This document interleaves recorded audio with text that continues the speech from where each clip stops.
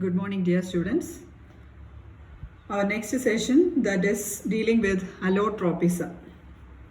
You might have heard of the term allotropism. It's a Greek word, allotropism, and also this word, while we are splitting into two, the term allos, it means other. The word allos means other, and also tropos means a form. Tropos means form. Okay, so as a total we can say that the word meaning is other form. So normally this allotropism means it is the property by which see some of the elements present, for example carbon, it will be existing in different forms. Okay, sometimes this element it will be existing in different form. Different means different physical form. Okay, so since these elements which it will be existing in two or more different forms, and these forms that they may be in the same physical state. Sometimes they may be in the same physical state, and this property, it is called as allotropism. So allotropism means the chemical elements, it will be existing in two or more different forms or sometimes in the same physical state, and they are known as the allotropes. Okay, so allotropic forms. So allotropic forms means it will be having allotropic forms. Allotropic forms means it will be having different forms of the same element. Okay, different forms of the same element. See, here we are discussing about a particular element. Okay, for example, suppose consider the case of water. It's not an element, I am saying just an example. See, water, it will be existing in the solid state, that is in the ice form water will be there. Then in the liquid form it will be there, that is as water. And in the gaseous state also water will be existing. What is the gaseous state? That is in the form of water vapor, isn't it? Similarly, so this is just an example. This is the case of water molecule. Similarly, we can say the example as in the case of an element. Okay, so the elements, a particular element, it will be existing in different forms. Okay, a particular element, it will be existing in different forms, and that is what we call it as the allotropic forms of that particular elements. And also these different forms of the same elements means they will be having different physical properties. Okay, they will be having different physical properties, but the chemical properties will be almost similar. Okay, they will be having similar chemical properties. Okay, so such forms we can call it as the allotropic forms. They are the different forms of the same element. They are having different physical properties but similar chemical properties. And also we can say that they are actually structural modification of a particular element. Okay, they are the structural modification of a particular element.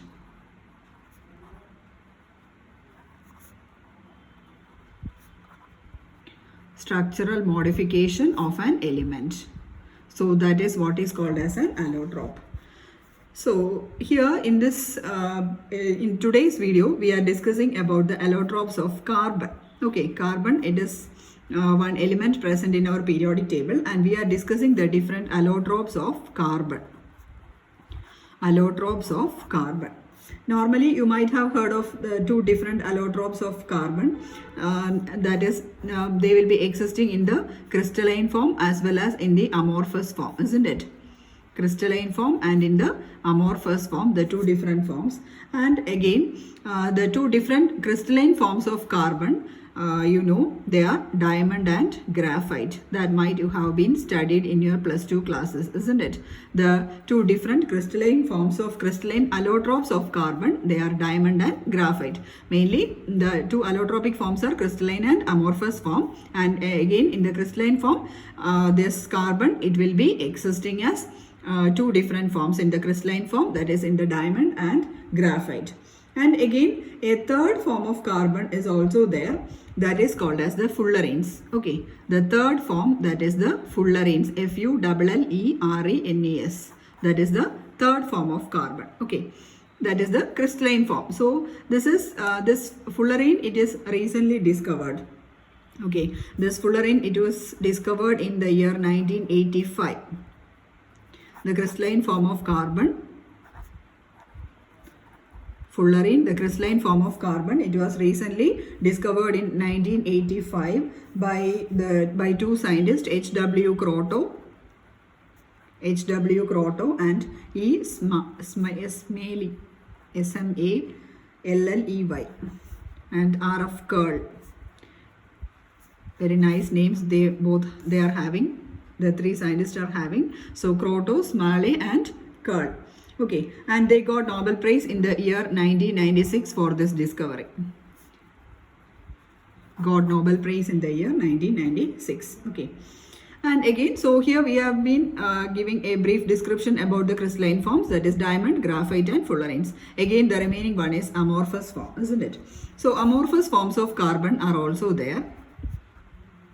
Amorphous forms of carbon, okay, sorry. Amorphous forms of carbon are also there. For example, coal, then coke, then charcoal, then carbon black.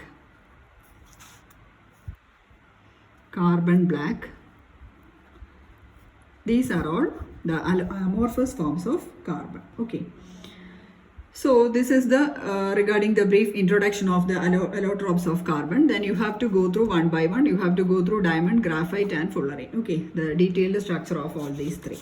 So first of all, we can go through the structure of diamond.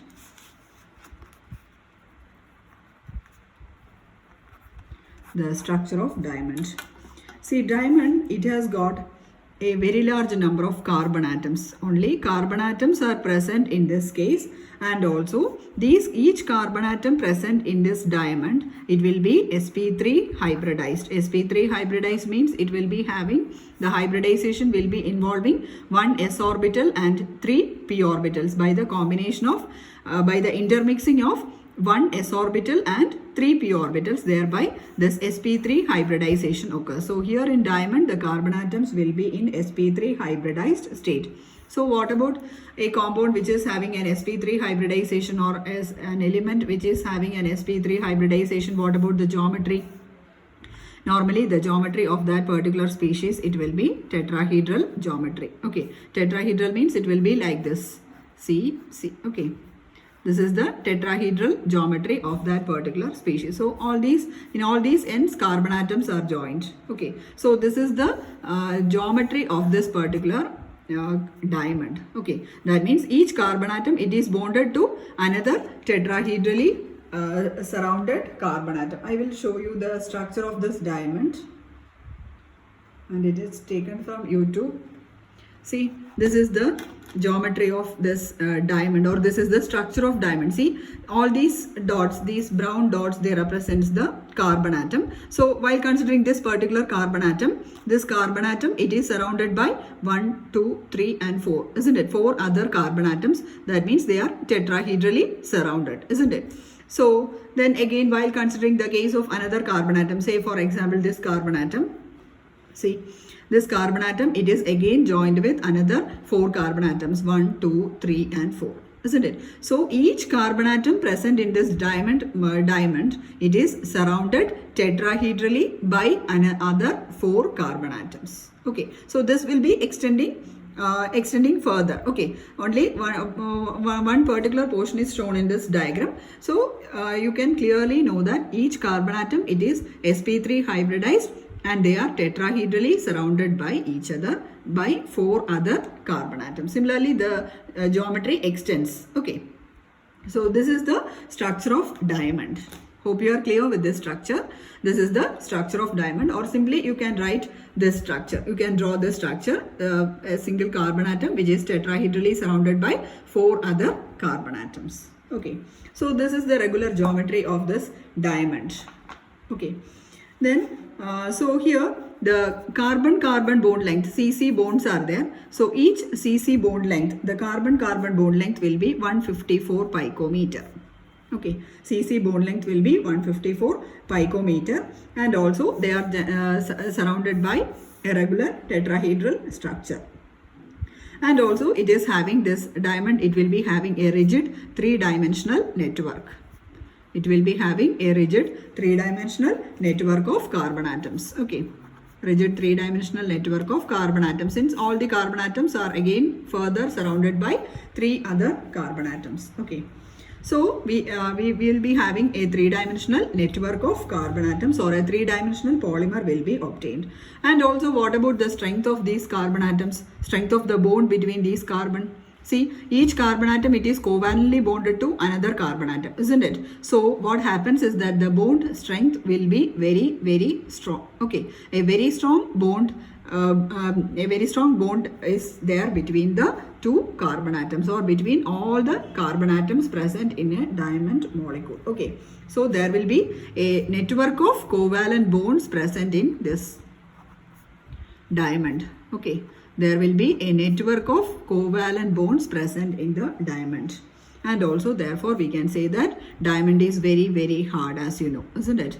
Diamond is very, very hard, and it is the hardest substance present on earth. And also, it has got a very high density. Diamond is the hardest substance with a very high density also. Then what about the melting points? The melting point also will be very high. The melting point of diamond, it is about 3930 degrees Celsius. You can assume the temperature, how high it is. 3930 degrees Celsius, the melting point. What do you mean by melting point? Only by giving such a high temperature, what happens? The bond will be broken. The CC bond will be broken. Okay, so this much energy, or this much heat energy is required to break the bonds between a carbon. Okay, so that it will be melted. So the melting point of diamond, it is about 3930. It is also abnormally high. Okay, and also what regarding the uses, diamond normally it is very hard, and hence because of the hard nature, it is used for cutting glass. You know all these uses, I think. It is used for cutting glass, then used for making abrasives, then used in grinding and polishing hard materials, used in grinding and polishing hard materials. Then the next use, it's a very common use. It is used as jewelry, isn't it? It is used as jewelry and also as a precious stone. In jewelry, it is used as a precious stone. Then it is used for making dyes, and also used in the manufacture of tungsten filament. Tungsten, the symbol, it is W. It is used in the manufacture of tungsten filament, since it is the hardest substance, for electric light bulbs. Okay, for electric light bulbs. So these are some of the uses of diamond. Okay, so this is about the details regarding, a brief description regarding diamond. You have to note down all these points. I hope you have written all these points. Okay, then the next allotrope of carbon, that is graphite.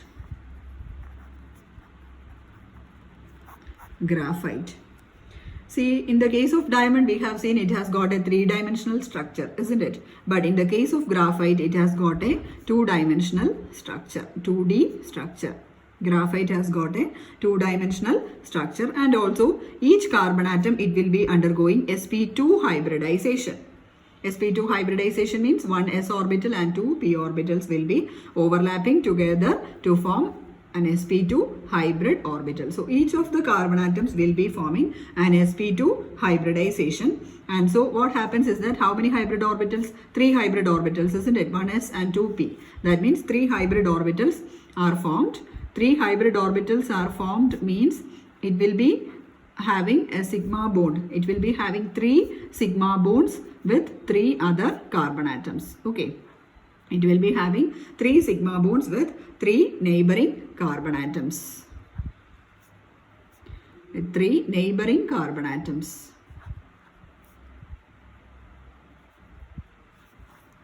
Okay, so carbon, it has got an sp2 hybridization, that is 1 s and 2 p orbitals combined together to form three hybrid orbitals, or 3 sp2 hybrid orbitals, and 3 sp2 hybrid orbitals means it can form 3 sigma bonds with 3 neighboring carbon atoms. Okay, I will be showing the structure of this graphite also.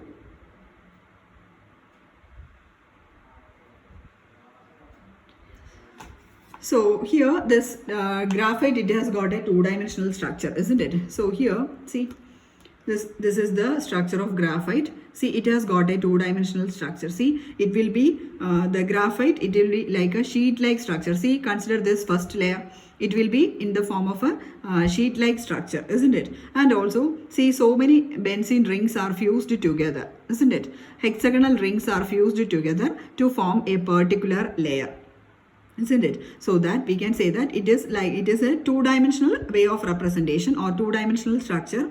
It is present for graphite. And also, see, we have seen that 3 sigma bonds are formed, isn't it? See, while considering one particular carbon atom, it will be having 3 bonds. That is, if we are considering this particular carbon atom, it will be having one bond with this carbon, this carbon, and this carbon. So 3 bonds are formed. So remaining 1 bond is there, isn't it? So a 4th electron is remaining there, and that 4th electron, it forms a pi bond. Okay, the 4th electron, it forms a pi bond within that structure. Okay, so this is the general structure, and also this graphite, it will be present as different layers. Okay, it's a two-dimensional sheet-like structure, and it will be in the form of a number of benzene rings fused together. Hope you are clear with this structure. It will be having a number of benzene rings fused together. Okay. So the next point.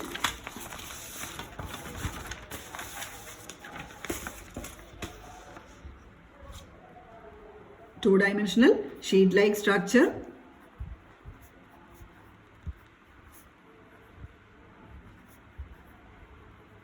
Two-dimensional sheet-like structure, and also it will be having a number of benzene rings fused together.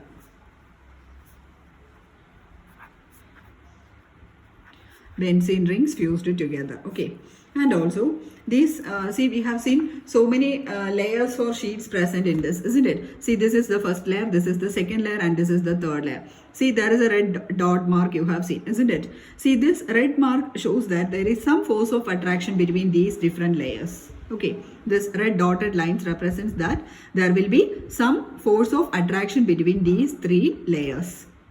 Okay, and also these layers, they are held together by weak van der Waals forces. There is no covalent forces acting there. These layers, they are held together by weak van der Waals forces. Okay, so these dotted lines or red dotted lines, it will be holding these different layers, and these different layers, they are held together by van der Waals forces, and the van der Waals forces, as you know, they are very weak. Okay, so the layers are held together by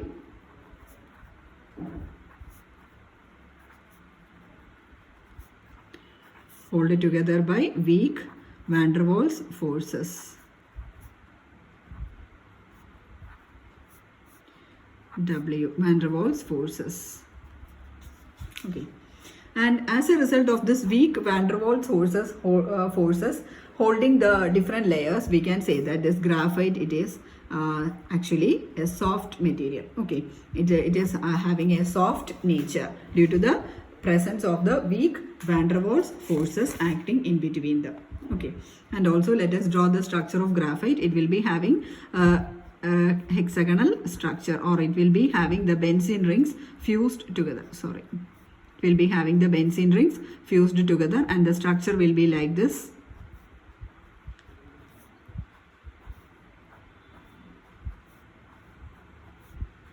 So this is the structure of this graphite molecule, and the double bonds will be like this at this position, and in the second layer it will be at this position.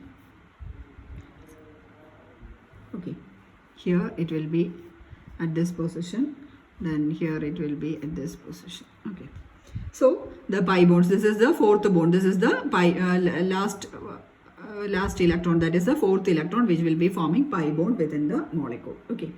So hope you are clear with the sheet-like structure. So I will be showing the sheet-like structure once again. This is the sheet-like structure, and they are the three layers of the graphite molecule. They are held together by weak van der Waals forces, and this, due to the presence of this weak van der Waals forces, they are softer in nature. Okay. And also due to this weak van der Waals forces, what happens is that these layers, one layer can slide over another layer. One layer can slide over another layer. Okay. And as a result of this sliding nature, it provides a soft nature, softness, then greasiness and lubricating nature. Greasiness and lubricating nature. Okay. As a result of the sliding nature, graphite, it will be having such characteristics: softness, greasiness and lubricating nature. And also see the pi electrons, they are delocalized inside this graphite molecule, isn't it? The pi electrons are free to move, which is present inside the graphite, and therefore they are free to have an influence over an electric field. So so that we can say that since the pi electrons are freely moving, we can say that this graphite, it is a good conductor of electricity. That pi electron, it can conduct electricity.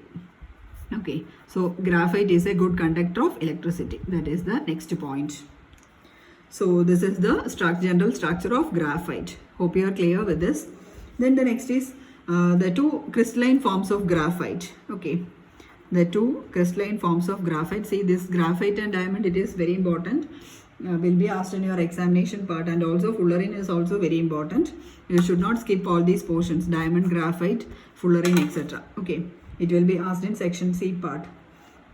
So graphite, the crystalline form, it will be categorized into two types: alpha graphite and beta graphite. Okay, alpha graphite and beta graphite. In the case of alpha graphite, the layers, that is, we had seen that there are different layers in between, and in the case of alpha graphite, the layers are arranged in the sequence AB, AB, AB, etc. Okay, in alpha graphite, the layers are arranged in the sequence AB, AB, AB, etc. And again, while the third layer will be coming exactly over the first layer. Okay, that is the arrangement in alpha graphite. But in the case of beta graphite, the arrangement will be in the form of ABC, ABC, etc.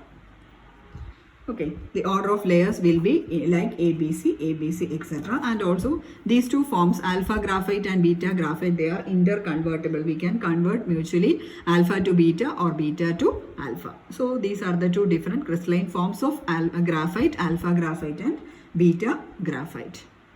Okay. Then the next one, then the third allotrope of carbon, that is the fullerenes. This is very, very important. If you are taking any university question paper, you can see this question, fullerene. Okay. So this fullerene, it is discovered in the year 1985, very recent development of fullerene. And also this fullerene, it is another allotrope of carbon. Allotrope of carbon. The third allotrope of carbon apart from diamond and graphite. Then again this fullerene, it is prepared by passing high voltage current. It is prepared by passing high voltage current through graphite rods. High voltage current through graphite rods. And also one condition is also there: in an inert atmosphere. Inert atmosphere means an inert gas will be used there. Okay, inert gas can be used as can be helium or argon. Okay, so these fullerenes are prepared by passing high voltage electric current through graphite rods in an inert atmosphere, that is in the presence of an inert gas, helium or argon. And also see, what happens is that when this high voltage current is passed through this graphite rod, what happens is that the graphite rod will be sublimed. Okay, the graphite rod sublimes and it forms a sooty material. It forms a sooty material and it is called as fullerene soot. Fullerene soot. when high voltage current is passed through graphite rod in an inert atmosphere, we will be having sooty material, and it is called as fullerene soot. And this soot, it will be normally this fullerene soot, it can be dissolved in some of the solvents. Okay, normally if we are using an organic compound, it will be we have to dissolve it in an organic solvent itself. Okay, so here the organic solvent, that is we have to dissolve this particular fullerene soot in any particular solvent. Okay, you know this carbon will not dissolve in water, you know, isn't it? So this has to be dissolved in some different solvents. So here the solvent used is an aromatic hydrocarbon compound, and the solvent used can be benzene or toluene. Okay, the solvent used for dissolving this fullerene soot is benzene or toluene, and after that it is chromatographed.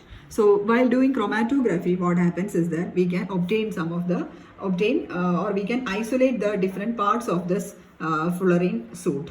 Okay, we can isolate the different parts of this fullerene soot. That is, we will be obtaining pure carbon 60, then pure carbon 70. We can isolate pure carbon 60 or pure carbon 70 after chromatography. Okay, after chromatographic techniques. So the process is that first of all we have to apply high voltage current through graphite rods in an inert atmosphere. Then we will be getting sooty materials called as fullerene soot. Then we have to dissolve it in some suitable solvent. For that, normally we will be dissolving it in benzene or toluene. Then we are doing chromatography for separating or isolation. Then we will be having this pure C60 or C70. And this pure carbon 60, it will be about 79%. We will be getting 79% as the product, and C70 as about 20% of the product. Okay, so this will be the major fractions, that is C60 and C70 will be obtained as the major fraction. C60 will be about 80% and C70 will be about 20%. Okay, so this will be the major portions that we are isolating, and also very minor portions of this particular fullerene will be there. Then the minor portions will be having higher fullerenes. Okay, the minor portions will be having higher fullerenes, that is C76 will be there, C80 will be there, C78 will be there. So these are the minor fractions, and it is about, overall it will be about 1%. Okay, so after chromatographic techniques we will be having pure C60 which is about 79%, pure C70 which is about 20%. Both are the major products, and the minor part will be having higher fullerenes, that is C76. See the number, it is 76, isn't it? So higher fullerene C76, C78 and C80, about 1%. And also we have to separate the major and the minor portions. So for separating the major and minor portions, we have to concentrate. So the next step is concentration. So by concentration, we can separate this major and the minor fullerenes. So on concentrating, what happens is that these particular minor particles or the minor fullerenes which were, or the minor part of this fullerenes which were entrapped in the interstices, they can be isolated, or they can be on concentration and on sublimation. Okay, on concentration and by sublimation we will be having the major part, that is these particles can be removed. Okay, and the major on concentration we will be having, on concentration and sublimation we will be obtaining the C60 and C70 fullerenes. Okay, so the most commonly occurring fullerene is C60. C60 is the commonly occurring fullerene. C60 is the commonly occurring fullerene, and also the C60, it will be having 20 6-membered rings. Okay, C60 will be having 20 6-membered rings and 12 5-membered rings. See how many 6-membered rings? 20 6-membered and 12 5-membered rings for this C60. That is the common fullerene. And also, see these rings, they are not as such present in that particular fullerene molecule. They will be fused between, these two rings will be fused together. Okay, so the fusing of these two rings will be in a particular pattern. So normally a 6-membered ring, it can fuse with a 5-membered or a 6-membered ring. Okay, a 6-membered ring, it can fuse with a 5-membered or a 6-membered ring. But in the case of 5-membered ring, see there are 12 5-membered rings, isn't it? But a 5-membered ring, it can fuse only with a 6-membered ring. Okay, 5-membered ring cannot fuse with a 5-membered ring. It can fuse with only a 6-membered ring. So that is the normal pattern following in this fullerene molecule. Okay, hope you are clear. The C60 molecule, it will be a C60 fullerene, it will be having 20 6-membered rings and 12 5-membered rings. And among these 20 6-membered rings means these 6-membered rings, it can fuse with a 5-membered ring or a 6-membered ring. Again, the 5-membered ring, it can fuse only with the 6-membered ring. Okay. And also, all the carbon atoms present in this fullerene, they are equivalent. Okay. All the carbon atoms are equivalent. All the carbon atoms are equivalent and also they undergo sp2 hybridization. All the carbon atoms are sp2 hybridized carbon atom. Okay, that means each carbon atom, it will be forming 3 sigma bonds that we have seen in the case of graphite, isn't it? sp2 hybridization means it can form 3 sigma bonds with 3 other carbon atoms, with 3 neighboring carbon atoms.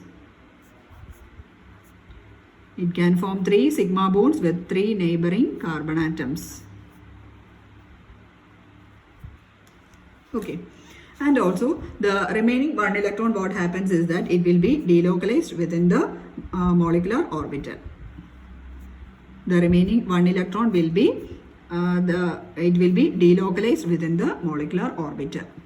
So what happens due to the presence of this remaining pi delocalized molecular orbital, what happens is that that particular compound will be existing aromatic character. You might have studied the Huckel's rule of aromaticity, isn't it? So here the pi electron will be present in that particular ring. So what happens is that the molecule will be existing, will be having an aromatic character. Okay, and also see, I will be showing you the structure of this fullerene molecule. So this is the structure of fullerene molecule. See, it is just like a football, isn't it? Like a soccer ball. So it will be having 6-membered rings and also 5-membered rings present. And see, there are so many 5-membered rings you can see. Similarly, so many 6-membered rings are present. So altogether there are 20 6-membered rings and 12 5-membered rings. So this is the structure of a Buckminster fullerene. So this is having the shape of a football or a soccer ball. So it is called as Buckminster fullerene. Okay, Buckminster fullerene, Buckminster. Buckminster fullerene, or we can call it as a Bucky ball. Okay. So the C60 molecule, it looks like a soccer ball. Looks like a soccer ball or a football. So it is called as Buckminster fullerene. This name is very, very important.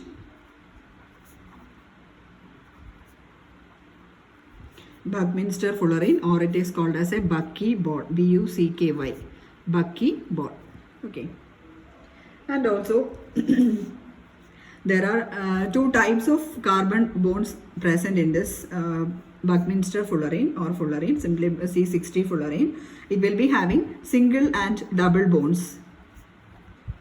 This molecule, it will be having single and double bonds. And also in the case of C60 molecule, the bond lengths will be for single bond length is 143.5 picometer. For single CC bond, okay, for single CC bond the length is 143.5 picometer, and for double C double bond C bond, okay, double bond means C double bond C, it will be having 138.3 picometer.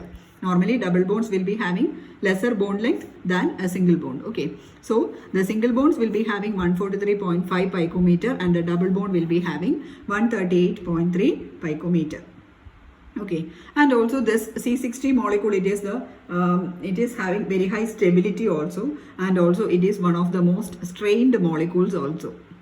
You have seen the structure of the molecule, isn't it? It is such a packed shape, isn't it? It is having such a packed shape just like a football. So it is having a very high kinetic stability also. Sorry.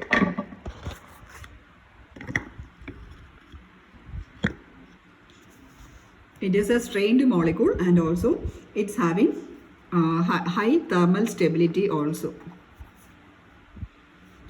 sorry, not thermal stability, it is having high kinetic stability.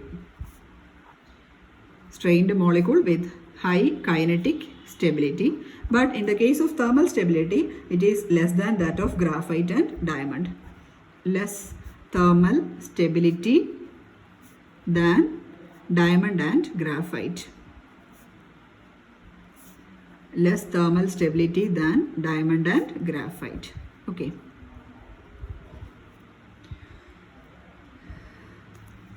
So this is the case of C60 fullerene, okay, or so Buckminster fullerene. Then we can move on to the next, C70 fullerene.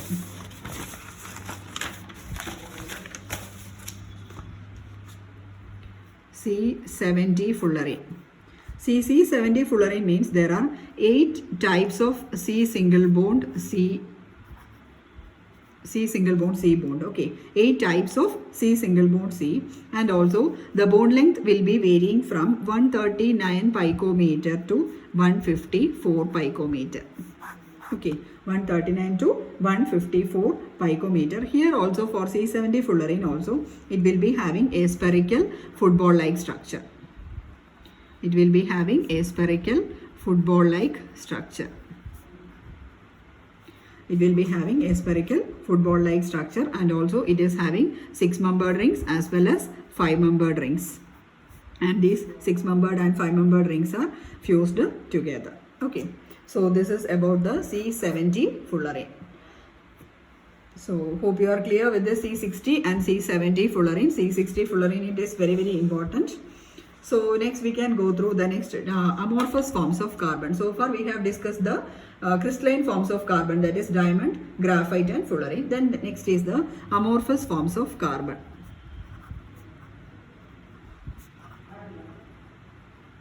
Amorphous forms of carbon. It's simple to study. So we have to go in very minute detail of, very brief detail of this different amorphous forms of carbon. And the first form that we are discussing, that is the coke, C-O-K-E. So it's a the appearance is, it is a grayish black hard solid. Say grayish black hard solid, and also it is prepared by the destructive distillation of coal. Prepared by the destructive distillation of coal. And again this coke, it is used as a uses of this coke used as a fuel in boilers, used as fuel in boilers and also in engines. Then used as a reducing agent, used as a reducing agent in metallurgical processes. Metallurgy means, you know, it is regarding the extraction, isolation, separation, extraction of metals. So it is used as a reducing agent in metallurgical process. That is the first one, coke. Then the second category, that is the charcoal. Charcoal. Charcoal, it is a black, soft and porous substance. You might have seen this charcoal, isn't it? Black, soft and porous substance. Black, soft and porous substances. And again this charcoal, 3 types of charcoal are there. The first category, that is the wood charcoal. Wood charcoal. Second one, that is the animal charcoal. Animal charcoal. And the third one, that is the sugar charcoal. Wood charcoal, animal charcoal and sugar charcoal. Okay. See, wood charcoal, it is obtained by heating wood in a limited supply of air. Okay. It's prepared by heating wood in a limited supply of air.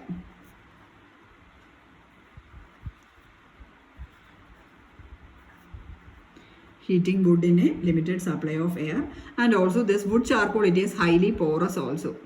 Highly porous means it can absorb gases very easily. Okay, it can absorb gases. Can you see what I am writing? It can absorb gases very easily. So wood charcoal, it is prepared by heating wood in a limited supply of air, and also it is highly porous, hence it can absorb gases. Then the second one, that is the animal charcoal. See, animal charcoal, or otherwise it is called as bone black. Animal charcoal or bone black.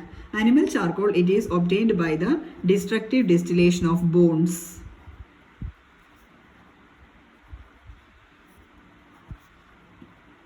Destructive distillation of bones.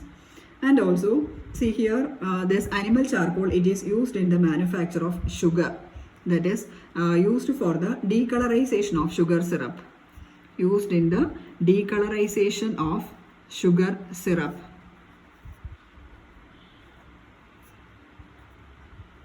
Used in the decolorization of sugar syrup. So animal charcoal, it is obtained by the destructive distillation of bones. Then the third category, that is the sugar charcoal. Sugar charcoal, it is the purest form of this amorphous carbon. Okay, it is the purest form of amorphous carbon. That is the first point. Purest form of amorphous carbon, and also it is prepared by heating this cane sugar with concentrated sulfuric acid.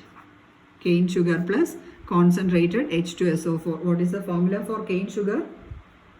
Cane sugar is C12H22O11, isn't it? Cane sugar C12H22O11. On treating with concentrated sulfuric acid, concentrated H2SO4, we will be having sugar charcoal. Charcoal means it is carbon, simply carbon. So 12 carbon plus 11 H2O. Okay, so this is the sugar charcoal, the purest form of amorphous carbon. Okay, so these are the three different categories of charcoal: wood charcoal, animal charcoal, and sugar charcoal. Okay, and I explained all the three. Then the next form of carbon, amorphous form of carbon, that is the lamp black, the third form. So first one is coke, second one is charcoal, and the third one is lamp black, LAMP, lamp black. See, this lamp black, it is prepared by burning oils. By burning oils, it is prepared by burning oils. For example, burning oils like kerosene oil, petrol, natural gas, etc. Okay, so by burning these oils, we will be obtaining lamp black. And also this oil burning, it should be done in a limited supply of air. Done in a limited supply of air. Done in a limited supply of air. And also this lamp black, it is a very fine black powder. Fine black powder. And also regarding the uses of this lamp black, it is used for making ink in printers. Ink in printers. Then shoe polish. Black paints. Black paints, then filler in automobile tires, filler in automobile tires. So these are some of the uses of this lamp black, used as ink in printers, shoe polish, then black paints, filler in automobile tires. That is the third amorphous form of carbon, that is the lamp black. Okay. Then the next is some of the chemical properties of the different allotropes of carbon. Chemical properties, that means some of the reactions which these carbon allotropes are giving. Okay. And also here, among all these allotrope of carbon, charcoal is the most reactive. Charcoal is the most reactive allotrope of carbon. Most reactive. And also it will be burning in air. This charcoal will be burning in air. Burning in air means burning in the presence of oxygen, isn't it? So it will be burning in air to give carbon dioxide, CO2. Then again, this charcoal means we can write it as C, isn't it? So carbon on burning in presence of oxygen, it will be converting to carbon dioxide. Then again this charcoal, then the second point, this charcoal, it reduces concentrated sulfuric acid. So when treated with concentrated sulfuric acid, it will be, it reduces concentrated sulfuric acid to sulfur dioxide. Okay, it reduces carbon to, this charcoal reduces concentrated sulfuric acid to sulfur dioxide. and also it reduces concentrated nitric acid to NO2 carbon in presence of carbon or in presence of charcoal. It reduces nitric acid to NO2 and sulfuric acid to SO2. Then again it will be reacting with metals also. So it will be reacting with calcium and aluminium. For example, calcium, it will be reacting with carbon to form calcium carbide, CaC2, calcium carbide. Calcium carbide. Then again it will be reacting with aluminium to form aluminium carbide. Aluminium carbide, the formula is Al4C3. Valence of aluminium 3, carbon 4. Okay, so this is aluminium carbide, Al4C3. You have to write the name also, aluminium carbide. Then again on heating with sulfur, this carbon I am writing means carbon is charcoal. Okay, so on heating with sulfur, the product formed is carbon disulfide, CS2. On heating with sulfur, it becomes CS2. Then, so these are some of the reactions of charcoal. Okay, so it is the most reactive among all these. Then the next is the some of the reactions of diamond. Diamond, it cannot be easily, it is not so easily reactive, but even then it can be reacted. So it will be resisting to almost all the chemical reagents. And again on diamond, on heating in air, diamond in air, what happens is that on heating in air, carbon dioxide is formed, and this reaction will be taking place at 900 degrees Celsius. On heating air, carbon dioxide will be produced.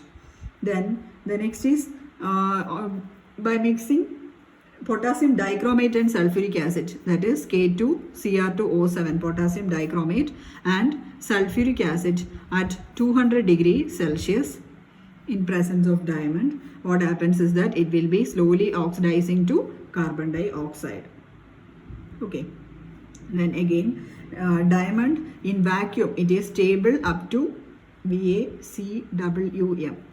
In vacuum, this diamond is stable up to 1500 degrees Celsius. See the stability of that particular species. It is stable at 1500 degrees Celsius. And again, above 1000 degrees Celsius, 500 degrees Celsius, what happens is that it will be changing to graphite. That is, at 1800 degrees Celsius, diamond will be converting to graphite.